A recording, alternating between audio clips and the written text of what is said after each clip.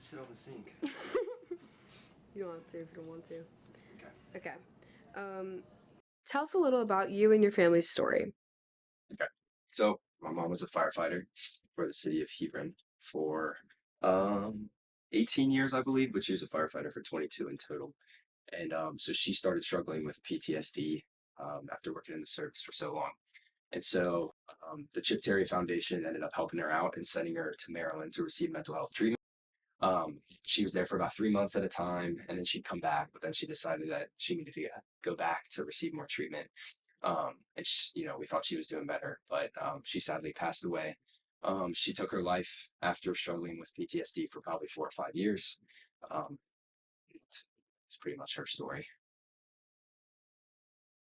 Tara Meyer-Clyer was a mom, a sister, a daughter, an aunt, and a light to many.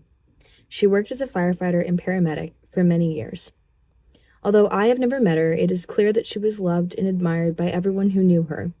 However, I and the rest of the world will unfortunately never get a chance to meet her.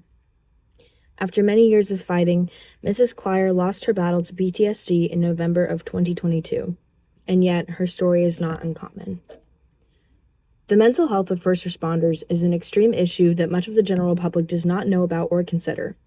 According to an article written by Lane Brutkow, among others, titled Protecting the Mental Health of First Responders, Legal and Ethical Considerations, the exposure to extreme situations can cause trauma responses, resulting in a variety of mental health disorders such as PTSD, stress disorder, depression, or anxiety. The same article states how mental health is equally as important as physical health, and that first responders as a whole experience elevated rates of depression, stress disorders, and PTSD due to the lack of prioritization of this health. According to an article written by Petrie K. and others titled Prevalence of PTSD and Common Mental Health Disorders Amongst Ambulance Personnel, a systematic review and meta-analysis states how emergency work can have extreme emotional costs. These heroes not only sacrifice their mental well-being, but also potentially their lives. Society realizes the dangers of working as a first responder, the dangerous situations one may be put in while clocked in. But what about the lasting mental toll it can take on you as a person? What about the hours of pain you and your loved ones may experience while off the clock? An article titled Occupational Exposure to Suicide, a review of research on the experiences of mental health professionals and first responders, written by Renan Lopez de Lyra and others, speaks on how suicide is a global issue, which is something we as a society are aware of. Although heartbreaking, we know that an estimated 800,000 total people are dying of suicide each year. We know that an estimated 6 to 20 people, family members, friends, acquaintances, etc., per suicide outside of the victim themselves are affected by this loss. But what about the people caring for and working to help the victims? EMTs, firefighters, police officers, and nurses experience a higher rate of suicide, both because of their exposure to it, as well as prominent mental health issues that may be pre-existing due to other occupational circumstances. Do you believe that all in all, there is enough mental health support for first responders? So I don't believe there is, but not because people don't care enough. I believe it's because people don't know enough. It's such a topic that isn't talked about because people are it's almost a stigma to not talk about mental health because it hasn't been around for so long.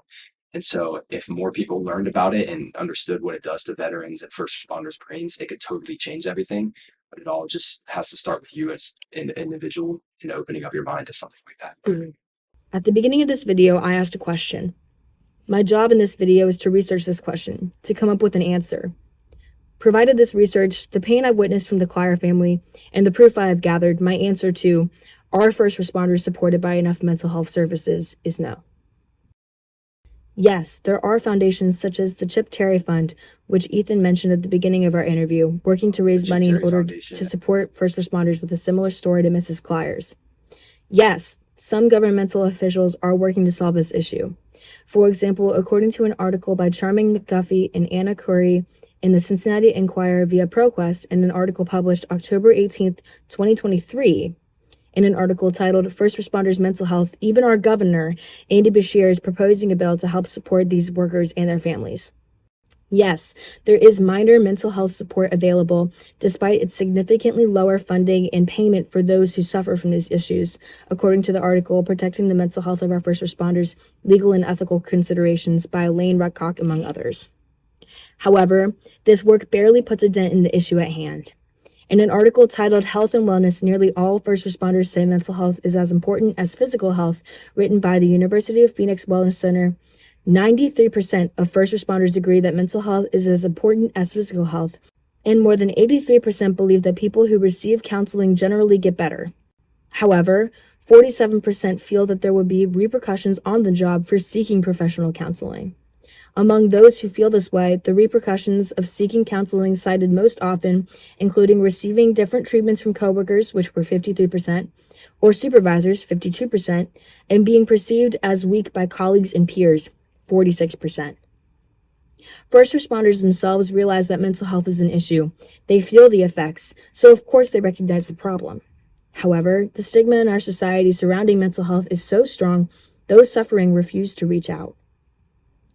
So how do we solve this issue? The stigma in our society around mental health is still so present that it will take everyone working together to stop it. I think Ethan says it best when he says, I would think, I think it's important that, as you're growing up, you learn about some of the things that can happen with your brain. We learn about injuries and whatnot during school, but we never really learn as kids in high school about, the stuff that can happen to your brain, what it can do to take control of you. So I think if we learned about that as students more, it would help us, because we teach adults a bunch of stuff. They teach us a bunch of stuff. We just bounce ideas back and forth until the word about mental health is finally risen.